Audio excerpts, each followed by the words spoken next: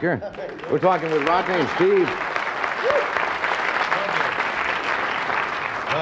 Pauline Kael, the noted film critic, said the young actor chosen to play the lead in Superman is the best reason to see the movie. I've only seen excerpts from the picture, but from friends of mine who have seen it, they say it's a great picture and a lot of fun. This is her first appearance on The Tonight Show. Would you welcome, please, Christopher Reeve. Chris.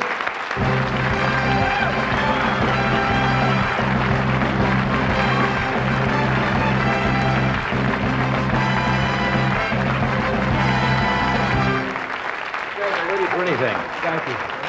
Boy.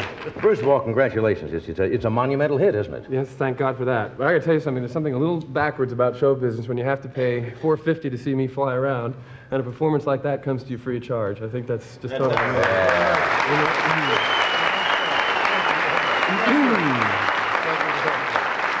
Rodney was hot tonight. Wow. Hey, didn't you like my song? What's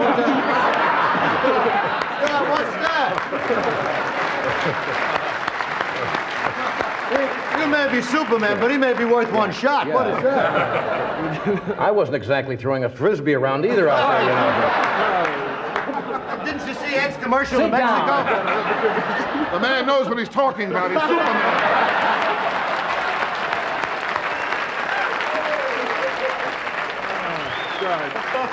He has X-ray vision. He can see through your jokes.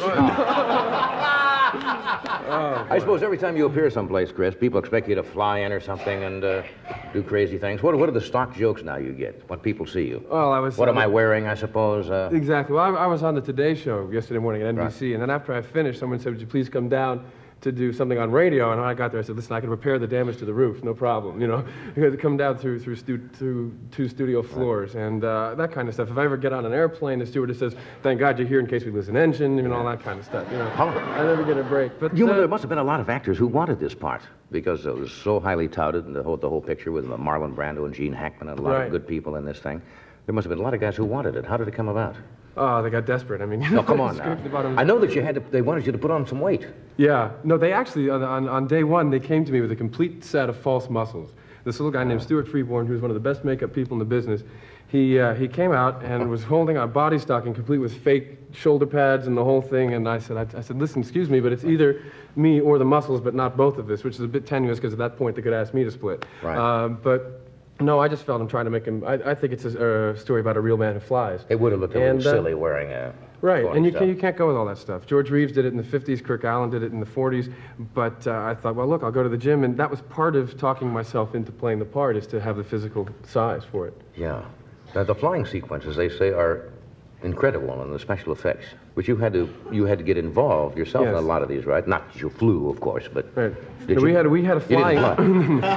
See, I believe. I like to believe. I still believe in Clap Santa Claus and Jack Frost and things like that. We had on Pinewood Studios in England, we had a flying team called A-Stage Airways, the only way to fly, and these guys, there were 100 of them. Their job was to make one person look like he was flying. Right. And we did it with the use of a lot of equipment that I don't really want to go into, but a videotape camera so that you could see what you were doing. And I could be, 40 feet off the studio floor and stuff, but I could tell you what the weather was like and which direction I was going. And there's the Pepsi-Cola sign on the East River, and there's 82nd Street, whatever. I love watching the old reruns. I love watching the old reruns with George Reeves, because they're so campy nowadays. I love it. The flying is wonderful, because if he flew into a window, he always jumped in, right? Exactly. And when he flew out the window, you could always see the legs still kind of where he hit the mattress. They just didn't quite disappear. Obviously. But God, they were fun to watch. Yeah, I try to. A lot of people dream about flying. A lot of people fly today. It's a sort of a fantasy that many people have, and this is a film that kind of had to wait for the technology to make it. Only today, do we have the kind of equipment that you can make this happen. In the 50s, he was stuck lying on a table with the wind machines going and the whole thing. But today, this is sort of, I looked at it as kind of modern Dance in the Sky, that he can either be a human jet and go 3 times the speed of Concorde, or he can go quite slowly and sort of beautifully through the air in a scene that he takes Lois around the city. I understand it's funny. There's a lot of amusing things in the picture.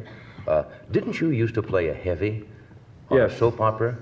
I used to play a guy named Ben Harper on a television show called Love of Life. He was the guy you love to hate. He was, trivia contest winners for this year. That's great. That's great training for actors. Yeah, I'll tell you, working in those daytime soaps. What I love is you learn your lines on the bus on the way to work in the morning, and when you get there, they say, okay, page 2 is out, and we're going to do that scene in the kitchen, and then you tape in a half hour. and you just have to get it together, and it teaches you to improvise. And All of those shows were live, were they not? Some of No, them? live on tape. You know, Live on just tape. ahead of time.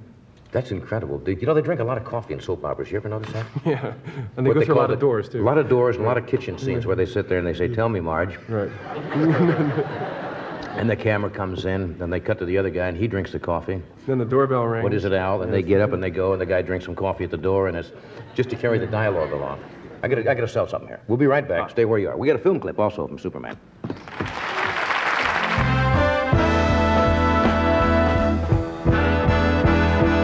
We're talking with Christopher Reeve about Superman. When you you're playing two roles, aren't you? You're Right. playing Clark Kent, the mild-mannered reporter, and then Superman. Which part did you find the easier one to play? Because you got to shade him a little bit differently. Oddly enough, Clark Kent's a little bit easier, and I think I have sort of more affinity for him because he is closer to who we all really are. I mean, Yeah. Superman is a kind of a fantasy, a dream symbol of ourselves, and Superman's a kind of a tongue-in-cheek appreciation of who we really are. I mean, Right. when we want to go down, the elevator's going up. When, you know, things don't tend to work out, and I like that. That's easier to get into. Superman, there's a problem. There's no pockets in the costume. You can't, Never thought of that. and my God. When I you're mean, standing around, you just... Exactly, what do you do? So you're got the- left got the- standing, you we have to got the do cape. this, and you got to do that, and there's the repertoire is kind of limited, What? Is it a one piece, so Steve want to know? Is it a one piece? Well, it comes in several models, if you'd like to try. We can have you fitted right backstage. Exactly, well, it takes two people. Superman doesn't go to the bathroom, don't you know that? Oh, God. You wouldn't makes think of him that. so mean. That's what make him fly a lot. That's why he's faster than a speeding bullet most of the time. He has brown underwear, too. That's right. Let's show the film clip. Does it need any setup at all? What we're going to see? I think what this is Superman has dropped into Lois Lane's apartment. My God, she must be being kept by Perry White. It's the best apartment you've ever seen in New York. And they have a little chat. Okay, here's Superman talking with Lois Lane. Really good man. They never brought that out in the comic books. No, They never no, got that sophisticated. No, that would have fogged up George Reeve's glasses. Yeah, in would the have. 50s. Yes. That's going to be a lot of fun making that picture. Rude young man. He's always funny. It's X-ray vision, not X-rated vision, so he doesn't go around taking advantage of that. Yeah. Who is that? Margot. That's Margot Kidder. Margot Kidder's in it. And Gene Hackman is in it. And Gene Hackman. Marlon Brando plays Jor-El, my father. Your father. Yeah. Now, is it the planet Krypton, right? Mm-hmm. Now, what is the element that may give him the strength? I'm trying to remember. Well, basically, there are... Originally, in the old comic, there was a certain... Was it the Krypton itself that... The guys from the comic books, from DC Comics, I went in there and said, listen, how would you like me to play the character, et cetera, et cetera. They could draw you a map of how to get to Krypton. You go to this galaxy and turn left and then right at the next light. And, they've got this whole thing. It's total reality to them. It's not a joke.